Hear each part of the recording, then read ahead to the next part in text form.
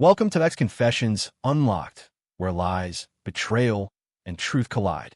Kindly subscribe so you don't miss any of this. We share new stories daily. Stick around and unlock the drama. Now, let's get into today's story. I saw the invoice by accident. A wedding dress fitting scheduled under a name. Camila Flores. With a boutique we'd never used, scheduled for Saturday, I thought she was out volunteering at the local shelter. I remember just staring at the email pop up, feeling my chest tighten like someone was stepping on it. At first, I thought maybe it was a mistake, some weird miscommunication, or a prank. But then I saw the chain of messages underneath. Confirmations, measurements, a congratulations from the bridal consultant. That was the exact moment I realized my wife was planning her wedding while still married to me. My name is Joshua. I'm 35, work in IT infrastructure, mostly remote. Quiet guy, slow to anger, steady type. Camila and I were married for almost 7 years. We met at a mutual friend's birthday dinner. One of those chaotic, last-minute things where everyone forgets why they're even there. But somehow, we just clicked. She was wild and radiant, a kindergarten teacher who always smelled like crayons and lavender hand lotion. I was drawn to her light, I guess. She always had that kind of energy that made people orbit her. She said I grounded her. I made her feel safe. I wish I had paid more attention to how she said that. The first few years were solid. Real laughter, road trips, late-night movie marathons, and building IKEA furniture together while cursing in 3 languages. We had plans. We talked about kids one day. We argued, of course, but nothing world-ending. At least I thought. I should have noticed it earlier, the way her eyes stopped lighting up when I walked into the room.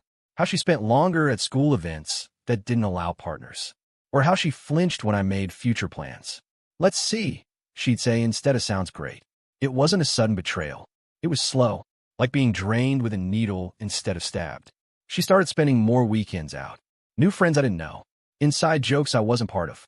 Conversations that felt like interviews. I chalked it up to stress or growing pains. I mean, we're all different people in our 30s than we were in our 20s. I thought that was normal. Turns out, it wasn't just normal, it was methodical. The first real blow came about 8 months before I found the wedding emails. We were at her cousin's wedding. I overheard her, slightly tipsy, telling one of her friends, "Yeah, I think I rushed into things with Josh. He's sweet, but I need passion.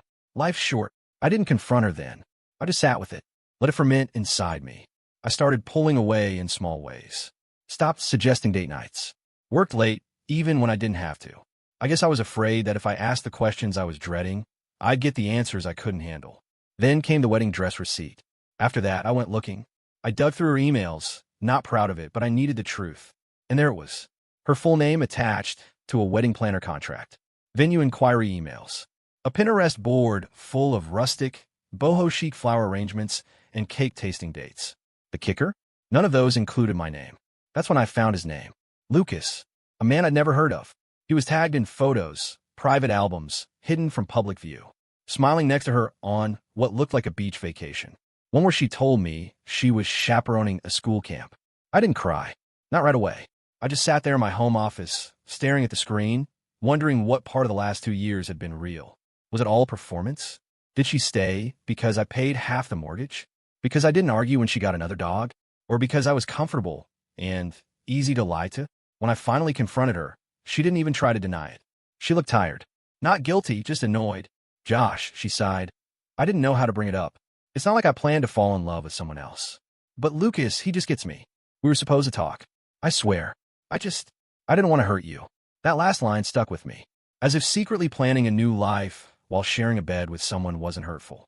As if I was some fragile child she needed to protect from the truth, rather than the man she vowed to be honest with. I think part of me was too shocked to even react. My whole system went numb.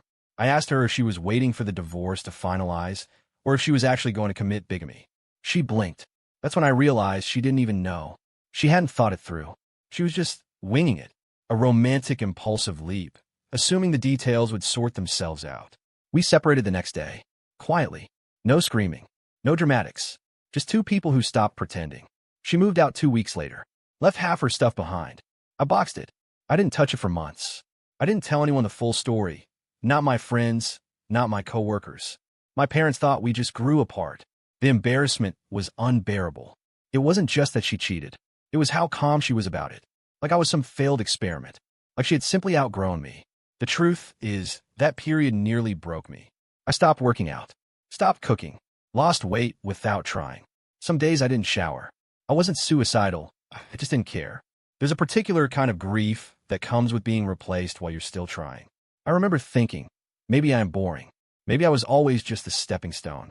But something shifted around month 4. I ran into my old mentor from university. He asked me how I was doing, and instead of lying, I just told him everything. He didn't flinch, just nodded and said, "Pain has a way of pruning deadwood. You'll grow from this, if you let yourself." Something about that conversation lit a match in me. I started journaling, signed up for therapy, started saying no more often, to favors, to calls I didn't want to take, to the tiny self-betrayals I'd normalized in my marriage.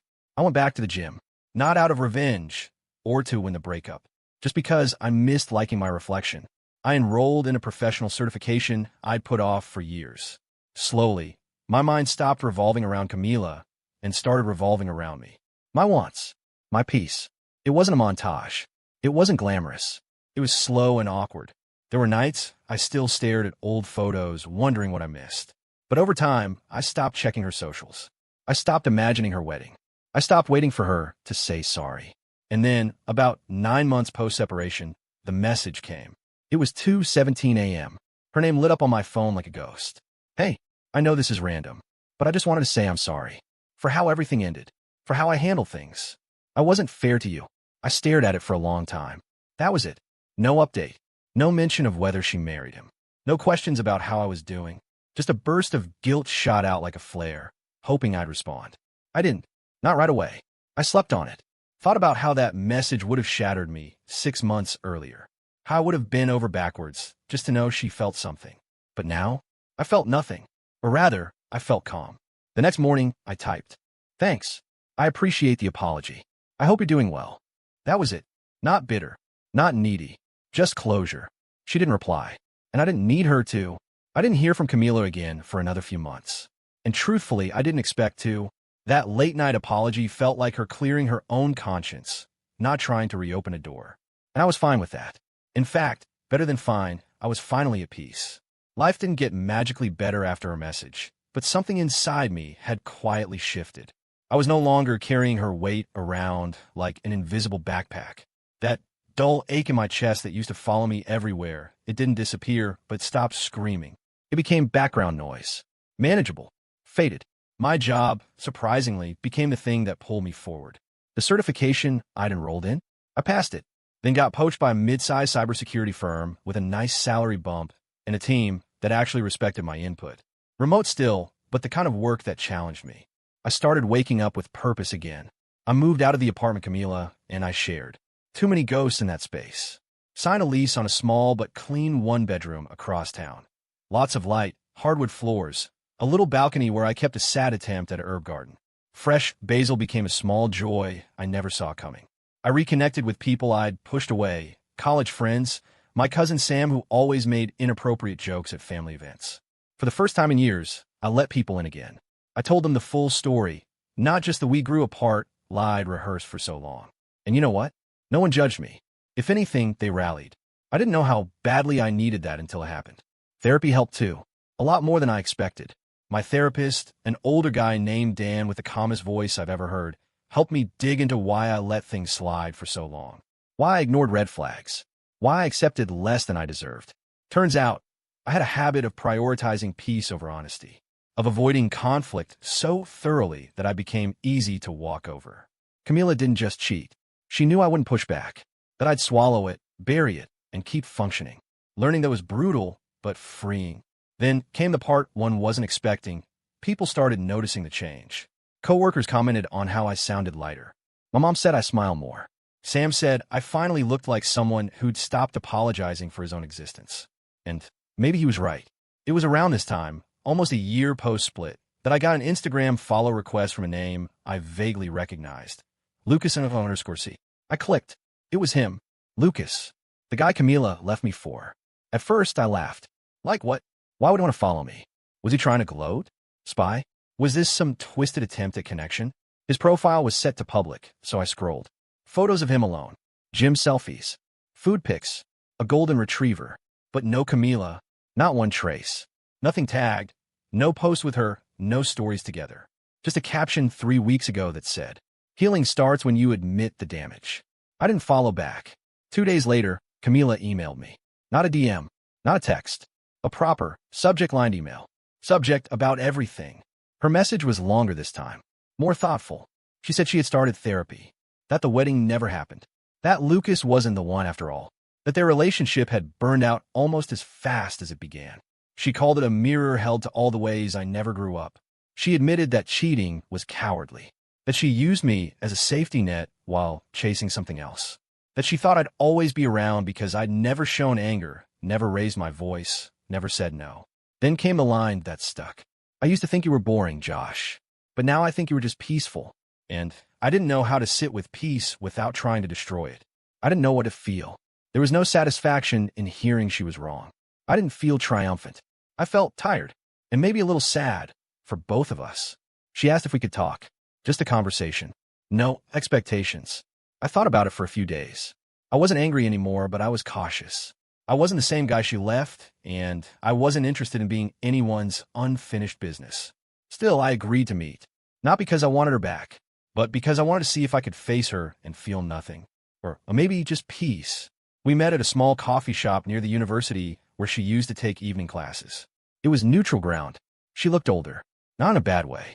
Just more grounded. Less put together than usual. Less performative.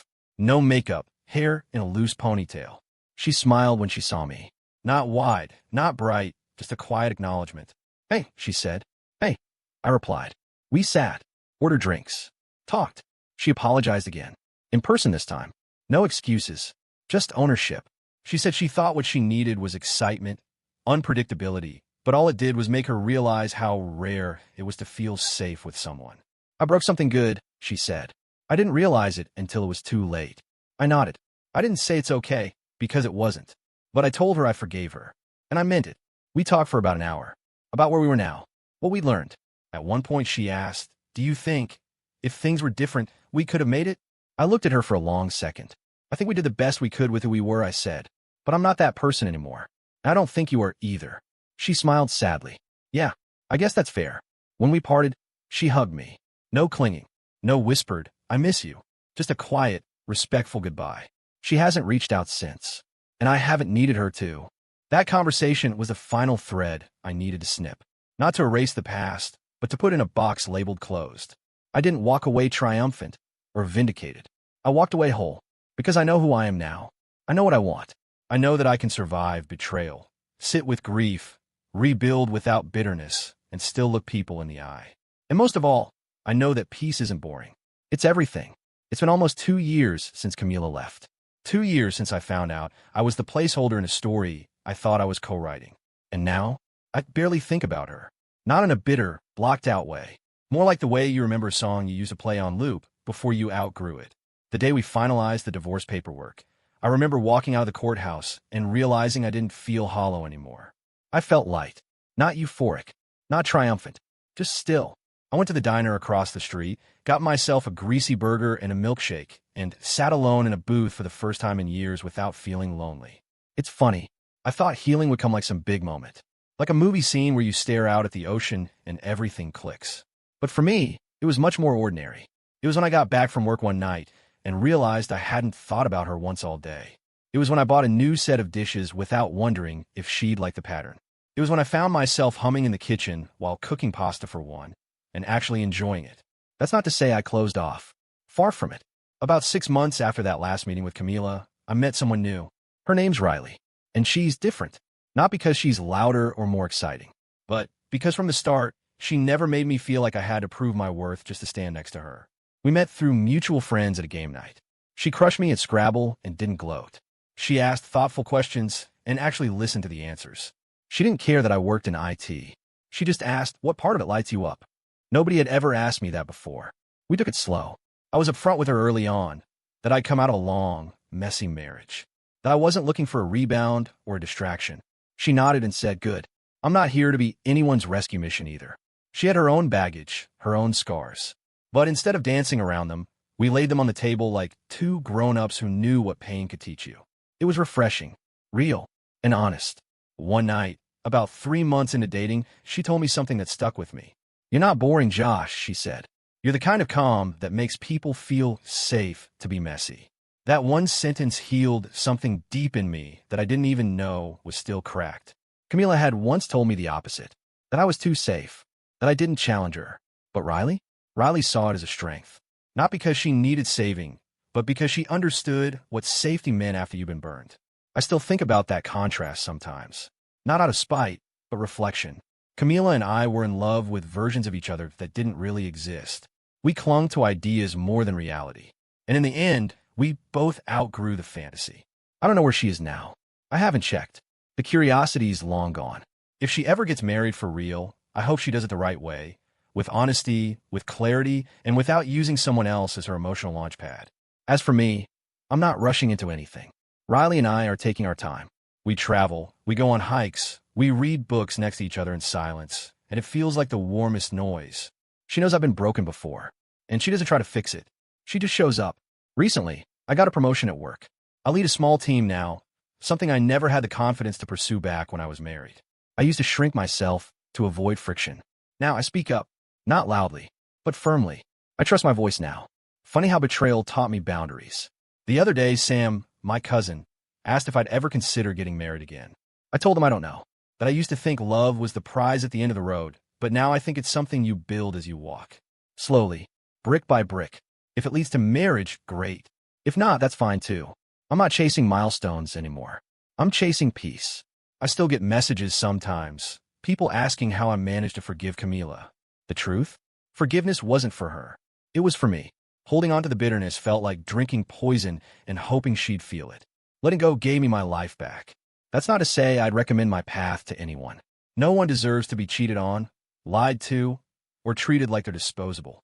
But I will say this. Sometimes the worst thing that happens to you is the thing that clears the way for the best version of you to emerge. I'm not grateful for what Camila did, but I'm grateful for what it taught me. I learned how to set standards, how to trust my gut, how to be alone without feeling abandoned, how to love myself enough to walk away, even from the fantasy of who someone used to be. And if she ever reads this, I hope she knows that I wish her well, not out of obligation, but because there's no room left in my life for anything less than peace. I don't need an apology anymore. I don't need closure. I am the closure. And I'm good. Really, truly, finally good.